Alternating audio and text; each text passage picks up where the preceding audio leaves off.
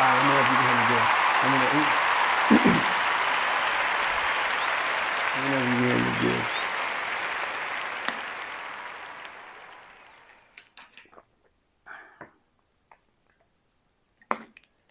This is why I hate public locations. Fucking always sharing shit, bro.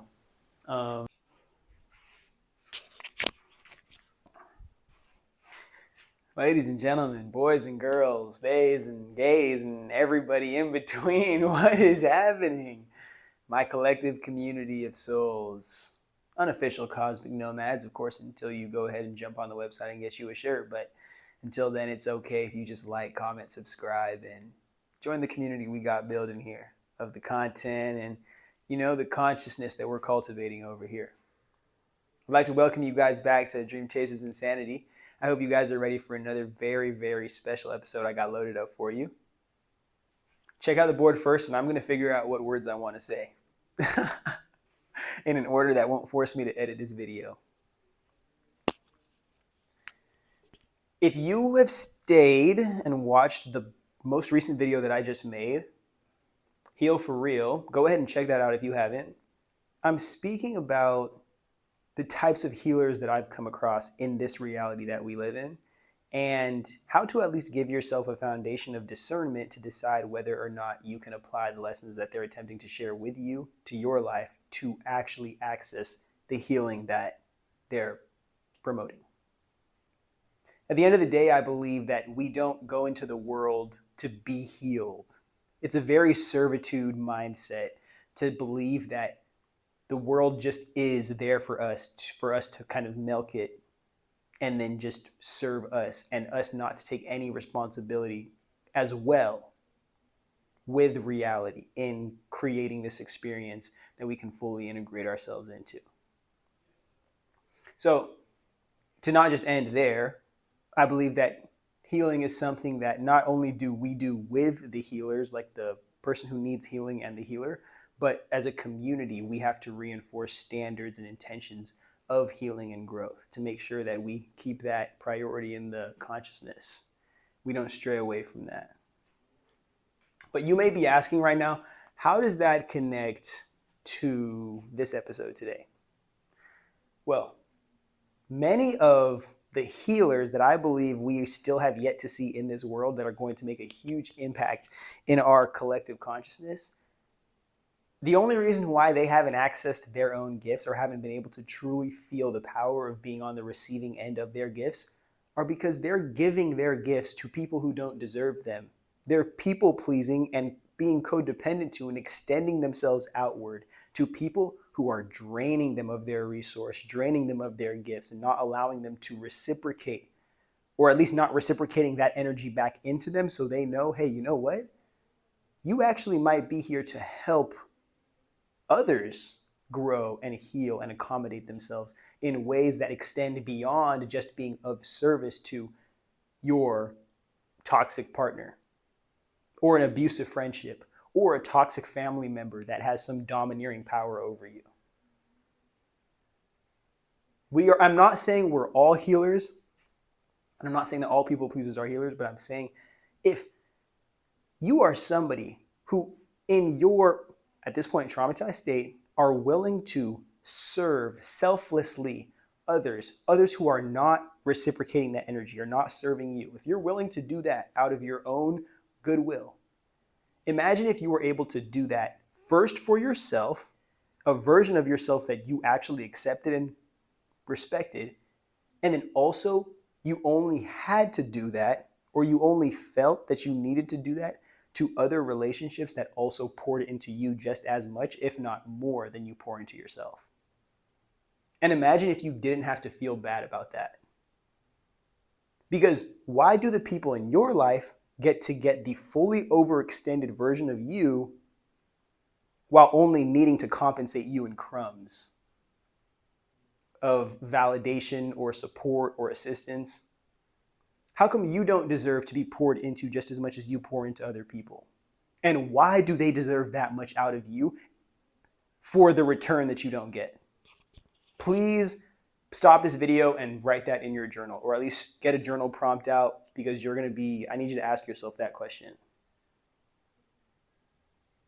Because as a people pleaser, just like as an addict, you know how to, this is gonna sound kind of fucked up, but just as an addict, you know how to get to the next hit beyond any circumstances. As a people pleaser, you know how to serve others. You're literally pleasing others, seeking validation. You know how to please others to get the validation out of them beyond any circumstance.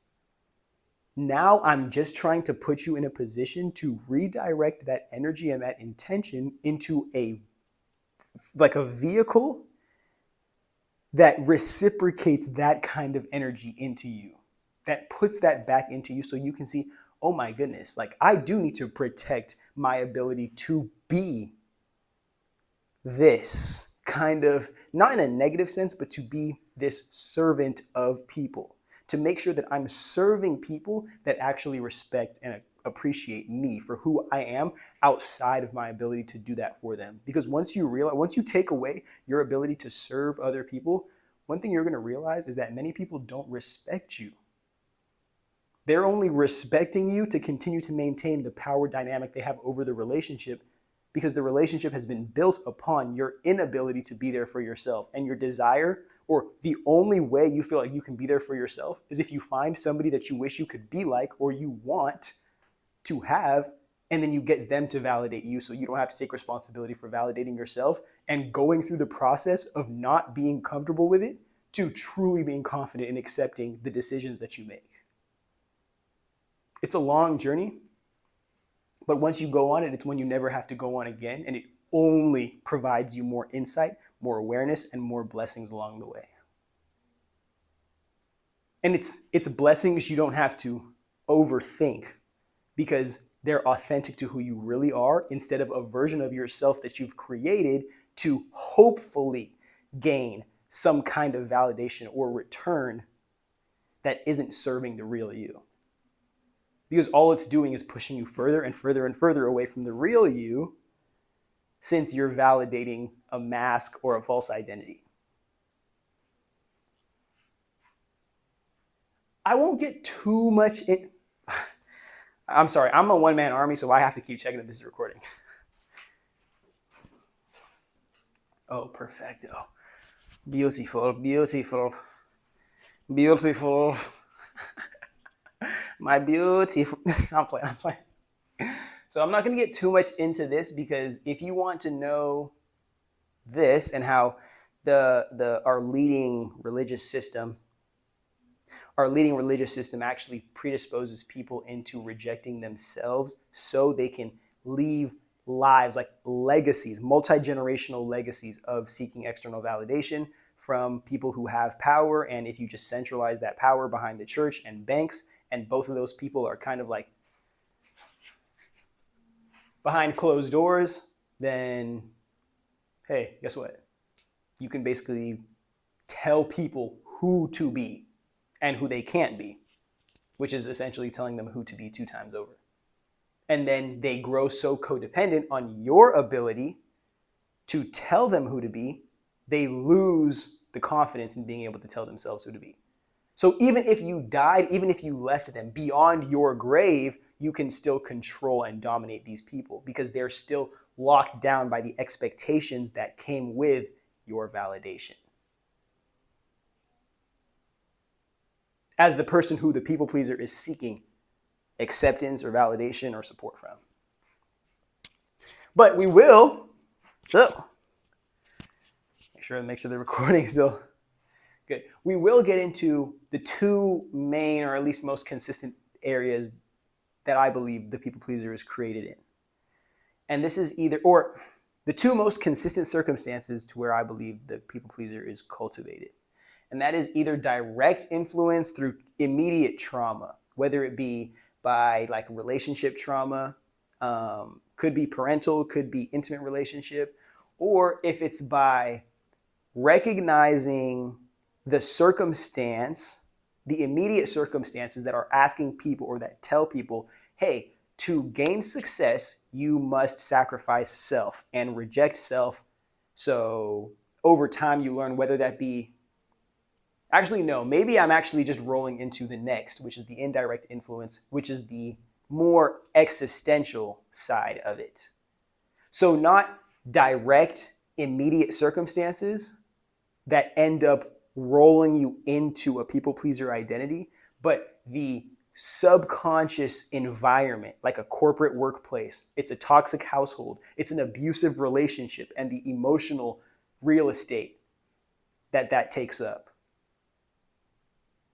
So, not the direct blows you take to the face, it's all of the extra stuff on the outside. So when you aren't actively, you don't feel like you're actively being abused, you're still actively being unaccommodated. There's a better word I could have used other than unaccommodated, but for sake of time, we're going to keep moving on. I hope you understand what I mean with that. But these are, again, this isn't just, oh, this happened to you, you're going to be a people pleaser. This is over time. You learn to release the ability, because as a healthy human being, you learn to go from receiving the validation of the people who love and support you, and then you learn to start giving that to yourself and reinforcing the healthy habits and behaviors and routines that those people who loved you set the foundation for you to have. And in respecting them, you respect yourself by respecting what they have passed on to you. But if you haven't had that foundation to learn how to inner validate, respect from within, and respect this being that is you, that you are carrying with you 24/7, then you're going to get caught into this ocean of people in this world that we live in, which creates a bunch of broken identities and broken self-concepts. So you're on this constant path chasing validation, chasing the external validation of people who have more power than you. And allistics and neurotypicals love playing this stupid ass, I'm in a library. They love playing this really dumb, ignorant game to where as long as you're validated by people who are above you on the little social caste system, then you shouldn't necessarily worry about being able to validate yourself because that's good enough. Rather than being able to validate yourself enough and to realize and recognize when people are disrespecting you or abusing you outside of your ability to appreciate yourself. That's how you create a slave society. And you make the slaves believe that they're free as well, which is absolutely ridiculous to me. But I think we've done a pretty good explanation of kind of how the people pleaser is not only born into this reality, but cultivated while they engage within this reality. That's really what I was trying to hit here, and to show you guys that it's anybody that can be a people pleaser. This isn't, oh, only poor kids, only black kids, only girls, only gays. It isn't any of that. It's, these circumstances can happen anywhere. Rich, very, very rich children can be people pleasers and can sabotage their siblings' success or the success of the peers around them, because all what they're trying to get, instead of validation, it could be a trust fund, it could be a monetary increase or a salary increase. It could be people pleasing for more attention and affection in your intimate relationship. But it's the learned behavior of sacrificing the self to gain validation that is supposed to complete the self. But just thinking of that from a healthy position, you're automatically in some kind of delusional psychosis, because you're saying, hey, let me take my complete self, not automatically feel complete in this, so I give it up to somebody else who I don't know values me 100%. Hoping they are going to look within me from the outside of me to 100% validate myself, and then I cling on to their ability to validate me 100% rather than learn from them and from my experiences how to validate myself and how to discern between people who are manipulating me and disrespecting my ability to do that, and people who are complimenting me and helping my ability to further cultivate my discernment and also still continue to appreciate myself. Because at the end of the day, that's what we're trying to get to with all these videos. It's not just going to be accepting the self. It has to extend outward into appreciating the constant growth and expansion of who the self is, especially knowing that, like, this process of self-love is one that allows you to continue to expand beyond the limitations that your trauma and your past are probably holding you to.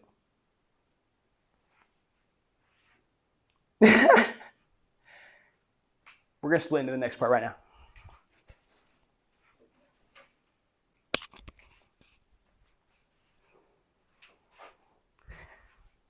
Mind you, actually, this might be just a random clip that I include in here, but I know my hair is looking nappy. I have been waiting a little too long to get a haircut. I'm going to get a haircut this week. I promise you guys. I promise for everybody who only watches my videos because you think I'm sexy, I'm going to get a haircut. If you'd like to give me some money to get it, no, I'm playing. But if you would, hit the links below and contribute to the business aspect of my lifestyle, and then I'll be able to reinvest in myself in those ways. But I don't want you to just hand money over that isn't attached to some kind of real business. I'm becoming an entrepreneur, and I would love you guys to support me on that journey if you deem it's worth doing so. Other than that, let's get right back to the video. Hit the links in the description. Subscribe, like, comment, all that good stuff. I love you just for being here. If you want to extend beyond that, go ahead and do so. But let's get back to the video. I just didn't want to make you guys uncomfortable, making you think that like I didn't know that I have a freaking nest walking on my head right now.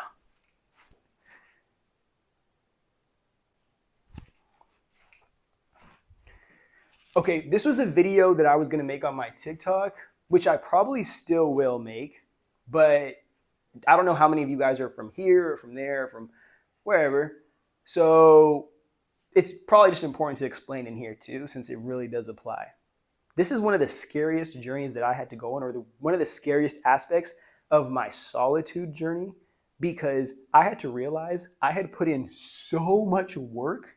And I don't know if it felt like that to the people who were kind of taking that energy out of me.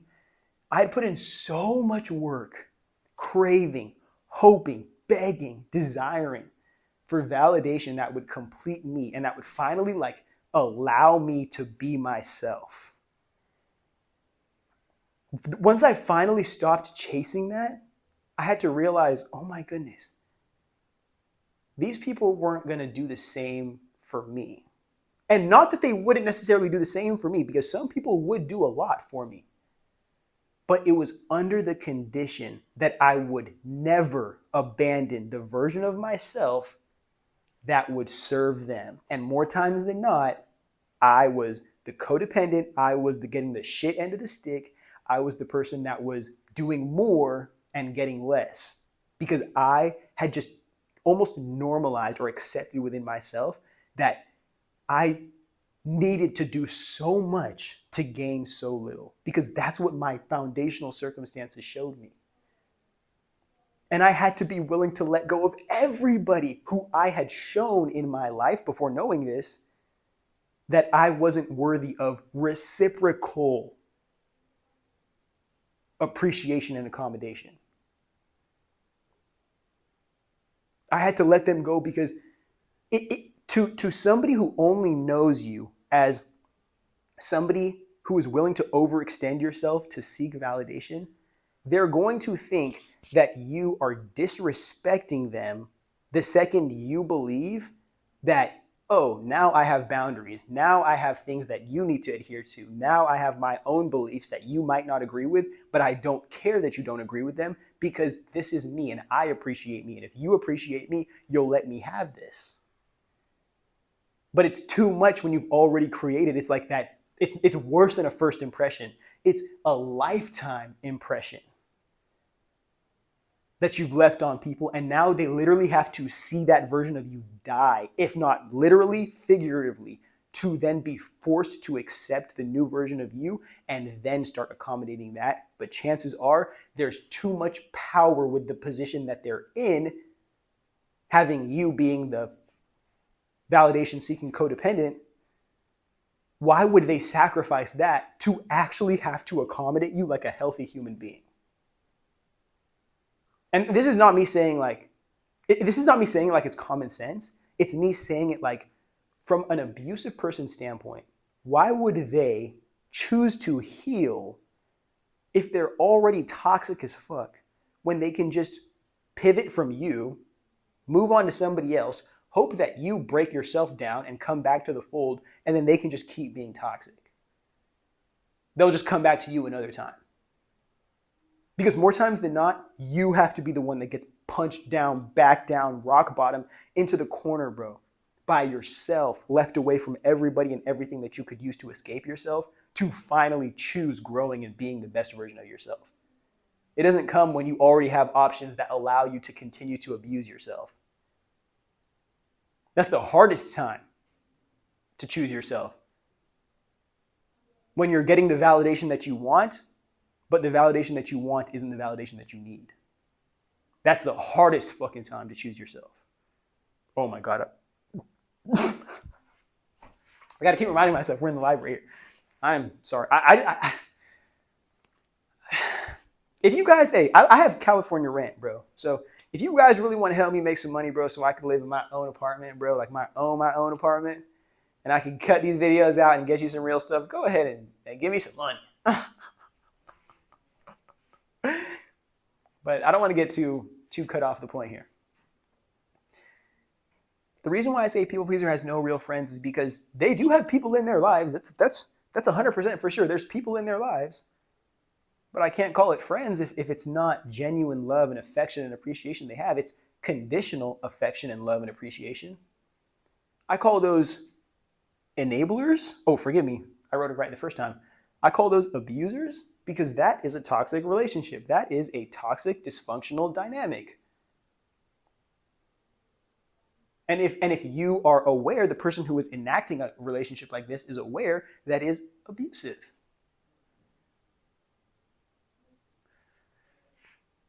So the only people you can entertain if you're entering these relationships, the only intention you have in these relationships is people pleasing. Abusers, people who are willing to take you up on that offer so you can serve them without them even earning it, simply for your validation or for their validation. Or enablers, people that continue to allow you to think that you should be in relationships, you should be in connections that force you to overextend yourself for crumbs. That don't allow you the peace of mind that comes with knowing where ground zero of the self is and how much you need to give to the self and how much the world needs to also give to that self for you to be able to give the fullness of you to the world without having to think twice about it.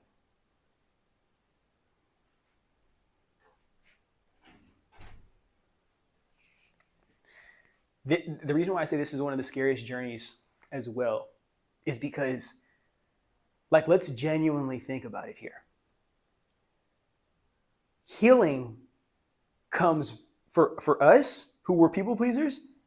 We have to first lose everything and then still maintain the faith that who we are is worthy of love and respect enough to continue to rebuild that, and from rebuilding that, allowing the world to bring us people who actually respect that. That's a whole journey. That's a whole lifestyle transformation. Now do you know why it makes more sense? Or now do you understand why people will hang around people who don't fucking like them? I'm sorry, bro. I'm like Popeye. But now do you understand why people are going to hang around people that don't like them? They're going to hang around and go to events where places that have disrespected them, places that have not let them feel safe. Because people would rather be around something that helps them continue to escape taking responsibility for this whole journey that has to be freaking inspired after this, or being awakened to this.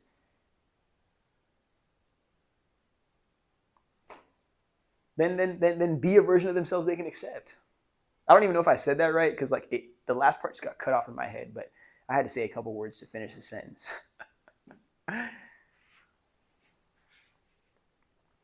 It's scary. To be alone in this world is a very, very scary thing. It's a very difficult thing to endure.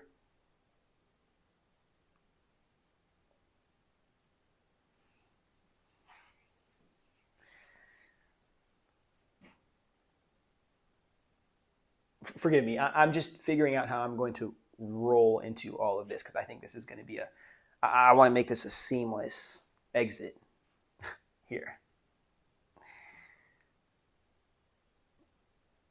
In not being able to accept the fact that the people pleaser has no friends, They are going to overextend themselves. And again, I call it a hamster wheel instead of a marathon or a race because there is no finish line.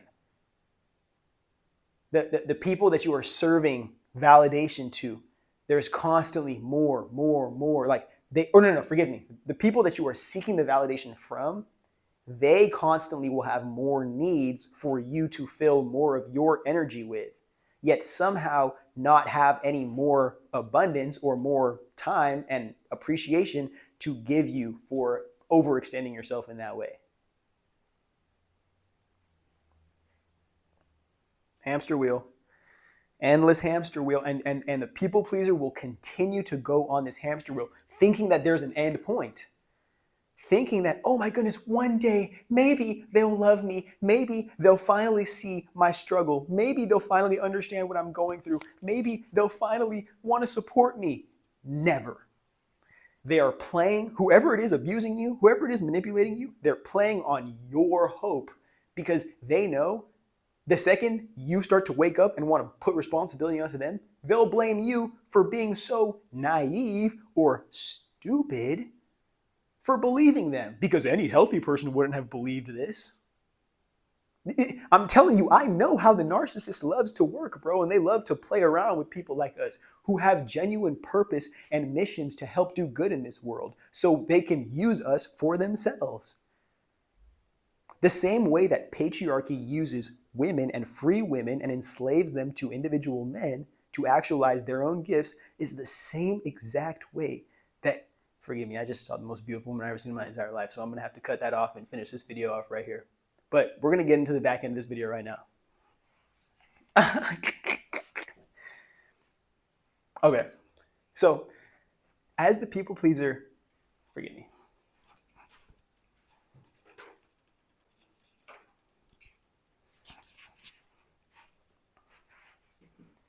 Okay, so forgive me for that little mishap right there. I just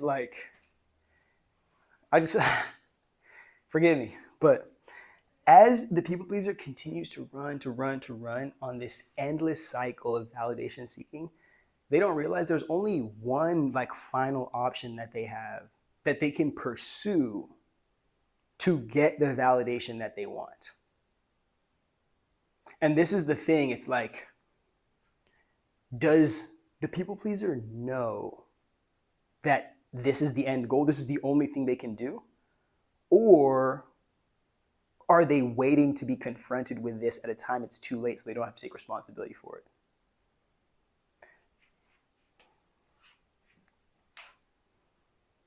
What are the two ways that the people pleaser is getting the validation that they want?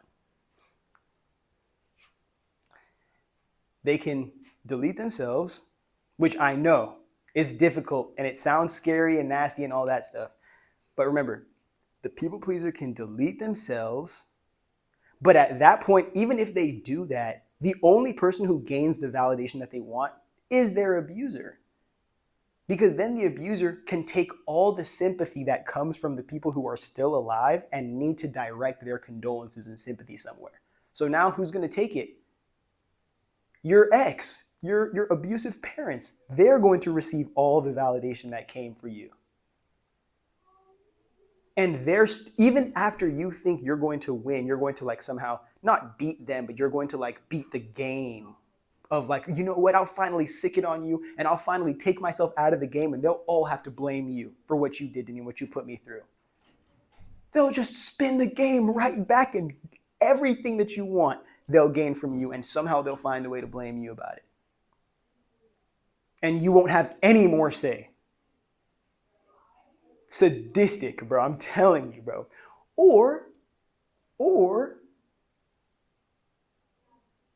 there's a story with the name Ophelia in the title that has something to do with this.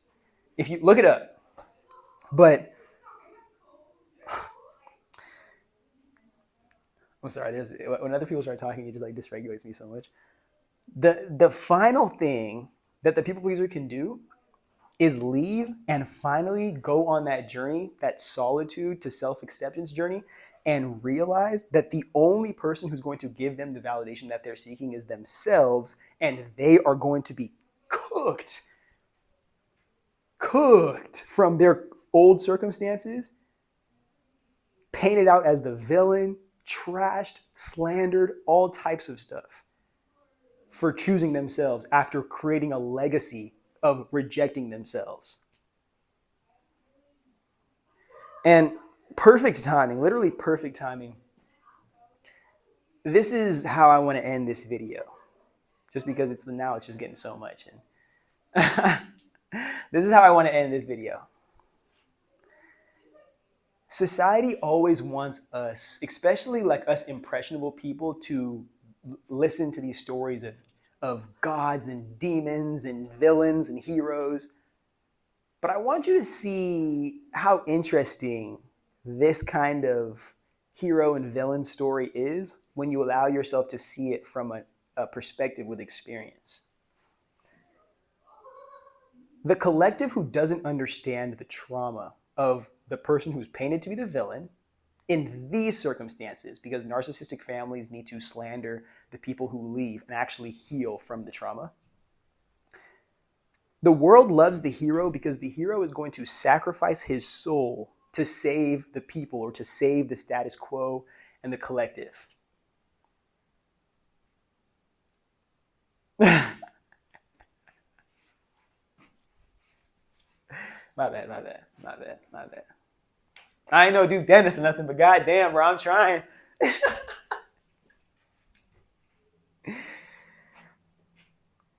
And they hate the villain. They hate the villain because he, and I'm only saying he because I just got to use one gender for this. Like, I mean all of us. They hate the villain because he saves himself, forcing everybody else to do the same off their own strength, instead of projecting the responsibility of self-salvation onto somebody else who is more super than them.